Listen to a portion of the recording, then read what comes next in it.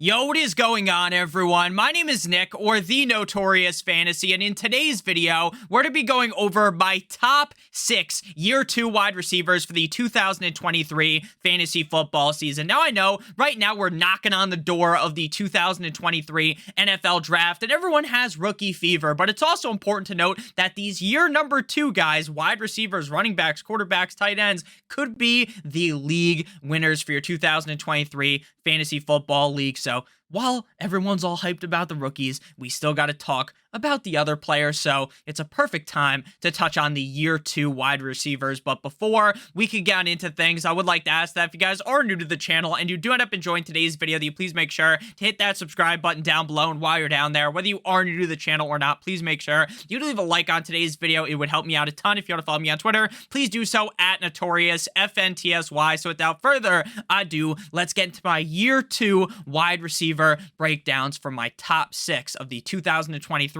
fantasy football season. We begin at number 1 with, most of you guys probably could guess this. I guess the number 1 and number 2 guy are relatively close. At number 1, we have Garrett Wilson, wide receiver of the New York Jumbo Jets. ADP wide receiver 11 off the board. Right now on Underdog Fantasy, pick 19.3. Last season, he was the wide receiver number 19 in half PPR on the year, playing in 17 games, but he was only the wide receiver 31 in half PPR points per game, tied with Hollywood Brown and Mecole Hardman. Now, the reason why I talk about the discrepancy between finish on the season in half PPR and points per game is because a guy like Garrett Wilson plays in all 17 games, so he finishes inside the top 20 at the wide receiver position in half PPR, but he wasn't amazing game in and game out, so he was only the wide receiver 31 in points per game, and I think the points per game number is a lot more telling on how good a given player's season actually is compared to the season finish number. So again, he played in 17 games, having 147 targets as a rookie, 8.6 targets per game, the 147 targets, number 6 at wide receiver, 83 receptions, 16th at wide receiver, 4.9 per game, 1,103 receiving yards, 64.9 per game, number 14, and 4 total tugs, number 37 at wide receiver. Doing all of this with a quarterback carousel in New York with the Jets. We had Zach Wilson, we had Magic Mike White, and we even had the corpse of Joe Flacco, Cool Joe, playing quarterback for the team. Now, despite the fact that Mike White was really the only competent quarterback that team had rolling out, I mean, Flacco wasn't the worst. Zach Wilson was a complete and utter fucking unmitigated disaster. Garrett Wilson still flourished in his rookie season. Again, his rookie year, he had almost 150 targets. Now imagine what could happen if he has a competent quarterback. Again, 8.6 targets per game, but only 4.9 receptions. And it's not like Garrett Wilson has butterfingers like his name is Deontay Johnson or something. The reason that Garrett Wilson was struggling was not because of his own skill set or his struggles throughout the season. It was because of the quarterback position. 6.6 target accuracy for Garrett Wilson, 90th at wide receiver. Again, while some people might just think, oh, Nick, you're making it up, right? Joe Flacco, Mike White, Zach Wilson, they were just fine for Garrett Wilson. No, the stats don't lie. 6.6 target accuracy, 90th at wide receiver. 229 total route wins, though. 19th at wide receiver. So he was winning his routes. He was dominating out there, but the quarterback was a snooze. It was bad. So Garrett Wilson in 2023, you know the quarterback's going to be a step up. Who's it going to be? Is it going to be Derek Carr? Is it going to be Aaron Rodgers? Who knows? That's definitely up in the air. Maybe they even draft a quarterback. But regardless of who the quarterback ends up being, as long as they're better than Zach Wilson, Mike White, or Joe Flacco, things are going to get better for Garrett Wilson in 2023. Next up, we move to Chris Olave, wide receiver of the New Orleans Saints. Current ADP, pick 28.4, wide receiver, number 15. So while there is like a 9-pick discrepancy between Chris Olave and Garrett Wilson, they're only 4 wide receiver spots off in terms of ADP on Underdog. And it wouldn't surprise me if once Garrett Wilson gets a quarterback, if he maybe moves up, and if Chris Olave gets a new quarterback, which he probably should, then boom, you see him move up the rankings as well. It's very interesting that basically all of the wide receivers that I'm going to talk about in today's video, besides one, so 5 out of 6 of these wide receivers, the quarterback situation going into their second year in the NFL is up in the air. Wide receiver 25 for Chris Olave last season in half PPR, 25th in half PPR points per game, tied with Deebo Samuel playing in 15 games last season, having 119 targets, 7.9 per game, 20th at wide receiver, 72 receptions, 4.8 per game, 26th at wide receiver, 1,042 receiving yards, which goes to 69.5 per game, 0.5 off of being very nice, I like, with just 69, 17 at wide receiver, 4 total touchdowns, number 37 at wide receiver. So again, we have another efficient, very solid wide receiver that dealt with garbage at the quarterback position. If Jameis Winston was able to stay healthy last year, in my opinion, I think Chris Olave would have taken a dump on the other wide receivers in the league. Chris Olave is a legitimate talent. I think Jameis Winston is levels above Andy Dalton or Taysom Hill throwing passes. So I think that Chris Olave kind of got the short end of the stick last year. And obviously, assuming there is a quarterback upgrade, obviously Derek Carr also linked to the Saints, we could see a much improved season out of Chris Olave. And again, this is a guy that was suffering from the quarterbacks. It's not like Chris Olave struggled in his rookie year. It's not like he came in a little bit rusty. 48.1% route win rate, 12th at wide receiver, 0.49 fantasy points per route run, which is excellent. This guy is putting up top tier numbers, pretty solid in the rookie campaign, even with garbage quarterback play. So again, these are guys whose ADP are going to move depending who the quarterback is. If I could tell you the guaranteed right now, Chris Olave's quarterback was going to be Derek Carr. I know Derek Carr isn't the second coming of fucking Tom Brady or Patrick Mahomes. He's not amazing, but he is levels above Andy Dalton. You would be sold on drafting Chris Olave as a top 12 option potentially in 2023, especially knowing that Michael Thomas is probably on the way out. At number 3, we move to Christian Watson of the Green Bay Packers, ADP 43.3, wide receiver 21. Again, another wide receiver where the quarterback situation is up in the air. Now, I am someone who strongly believes that Aaron Rodgers is going to return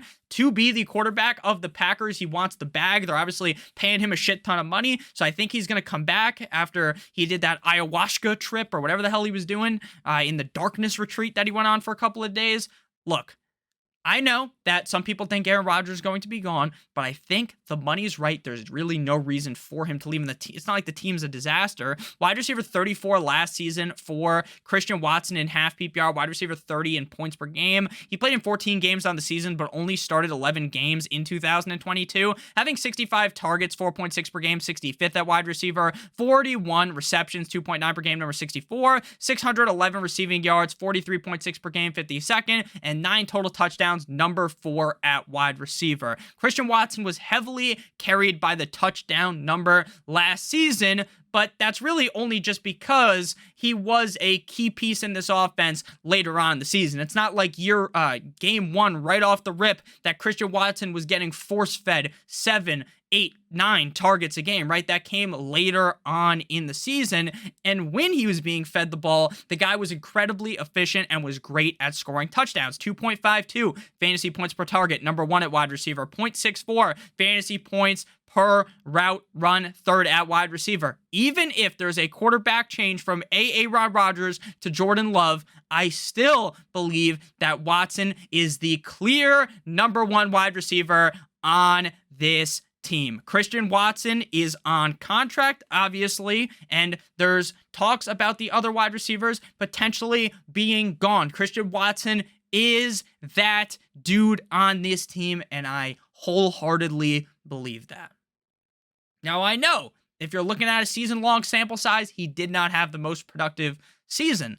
But I think the talent and what you see when you flip on the tape, you watch Christian Watson, you will realize that People say stats don't lie, but sometimes they do, right? Sometimes doesn't have the best season statistically, but if you flip the tape on, you watch, you realize that Christian Watson is an incredibly talented player. And finally, the Packers draft Aaron Rodgers, the guy. So hopefully Aaron Rodgers doesn't leave him. At number 4, we got Drizzy Drake London of the Atlanta Falcons, ADP pick 51.5, wide receiver 27 on Underdog Fantasy. Again, we talk about Underdog Fantasy on every single video. If you click on the link in the video description down below, you want to do some fantasy drafts, head on over to there. They're the best website for best ball. If you deposit $100, they will give you a 100% first match deposit bonus. So you deposit 100, they'll give you an additional 100. You don't actually have to deposit the full 100. You do 25, they'll give you 25, 50, they give you 50. So make sure you guys do check that out. I think taking advantage of ADPs now is very fun. The tournament's only $10 to enter,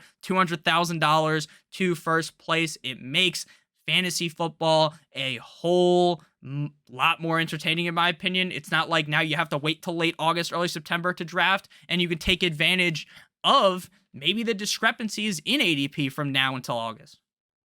Right? While Drake London's wide receiver 27 right now, there's a chance that come late September, you might have to pay wide receiver 22 price, wide receiver 20 price for Drake London, given maybe they draft a quarterback that's not Desmond Ridder. So Drake London, again, pick 51.5, wide receiver 27, wide receiver 35 and half PPR on the season, wide receiver 47 in terms of half PPR points per game. He played in 17 games in 2022, but only started 15 of them. Having 117 targets, 6.9 per game. Very nice. I like. Number 22 at wide receiver, 72 receptions, 4.2 per game, 26th at wide receiver, 866 receiving yards, 50.9 per game, 28th at wide receiver, and 4 total touchdowns, number 37 at wide receiver. Again, Drake London dealt with some garbage quarterback play. He had Marcus Mariota, who's now cut, X'd out from the Falcons, and Desmond Ridder. Now, Ridder had a pretty bad season. All things considered, I didn't think he'd be great, so not very surprised. If Desmond Ridder's the quarterback in 2023, I might have to retract my full-on push towards Drake London, right? Right now, in drafts, I'm elated to draft Drake London. But if in the NFL draft they don't draft a quarterback, they're linked to maybe Lamar Jackson. Again, I don't think Lamar Jackson is actually going to go there. I think that would be a little bit crazy. But yeah, it's not like Drake London's quarterback situation. It's pretty easy for it to get better, again, assuming they draft someone. Now, if they don't, again, and they're rolling out Desmond Ridder, I'm still going to like drafting Drake London, but I'm not going to be as aggressive. Like, every time I see him around pick 50, I'm like, I'm drafting him. I think the guy was immensely talented coming out of college. I think he has the skill set to be amazing. He's the clear wide receiver 1 in Atlanta. But again, if they don't bring in a quarterback, how far or how good can Drake London be with Desmond Ridder?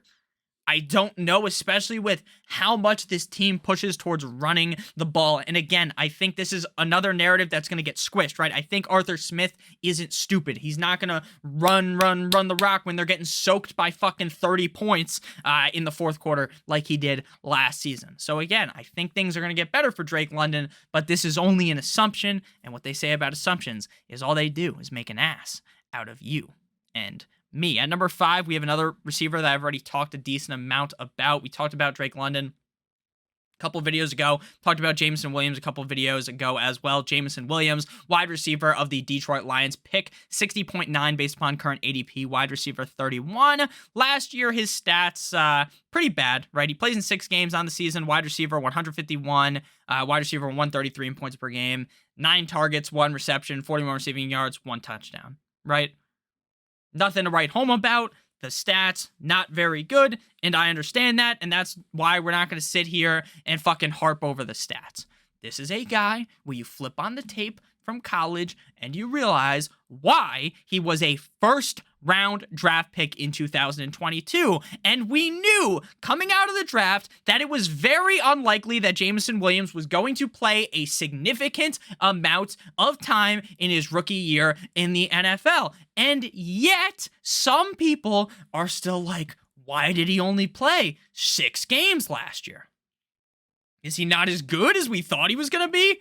The Lions wouldn't have drafted this motherfucker in the first round if they thought he was some schlub. And again, I know Amon-Ra St. Brown's their number one wide receiver, but could this not be like Jamar Chase and T. Higgins, like Tyreek and Jalen Waddle, where they have a 1A and 1B? Now, some people say, Nick, you're sucking off Amon-Ra St. Brown way too much. He's not in the same skill level as Tyreek Hill or Jamar Chase. I would agree with that completely, but I hope you understand the sentiment that I'm talking about right now, that Jameson Williams is good enough to be the 1B on this team. Not like he is going to be the clear number 2, right? DJ Chark is out of there. Jameson Williams, this is a team, in my opinion, that believes in him. They wouldn't have, again, they would not have drafted him that highly if they didn't believe in the skill set. And he doesn't have a great NFL track record, but his value all comes from what we saw out of college and his incredible speed. Plus, Jared Goff looked good last year. Do I think that Jared Goff is the guy for the future with the Lions? Probably not.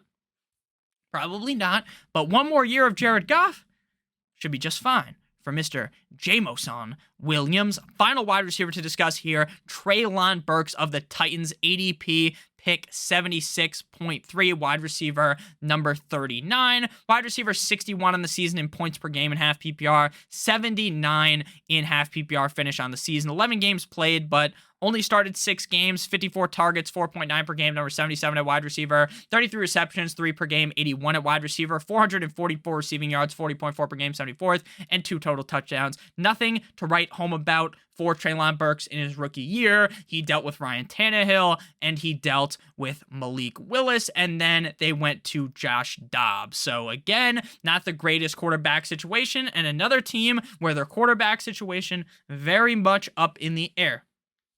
My only worry with Treylon Burks is nothing to do with him. It's the team's propensity to want to just jam the ball down the defense's throat. Now, realistically, you look at things, it makes perfect sense. You have Derrick Henry, you're gonna fucking use him, right? It doesn't take some sort of crazy degree to be a NASA scientist to figure out that, hey, if I'm the Titans, I probably want to run the ball with a guy who's gonna barrel through motherfuckers, right? So I get it. I'm not arguing with the Titans' decision-making. Vrabel, it makes sense. But if we want to fully unlock Treylon Burks, do we need the team to get away from Derrick Henry, or do we just need a better quarterback? I think it's closer to the latter. I think we just need a quarterback that's not garbage. Like, this was a bad year out of Tannehill. I've always kind of been a Tannehill apologist. I thought he looked really good every year in Tennessee, aside from last year. The offensive line gets rid of Taylor Lewan. Not as great of an offensive line as you would hope. Team obviously gets rid of A.J. Brown, drafts Treylon Burks with that pick. I liked him a lot out of college. Again, he is my number 6 second-year wide receiver. Not George Pickens. I get why some people might have Pickens ranked higher. I just think Burks is the better player. I don't love either of their situations in reality, right? I'm not like banging the drum for Kenny Pickett's wide receiver 1 or whoever the fuck the Titans quarterback is going to be.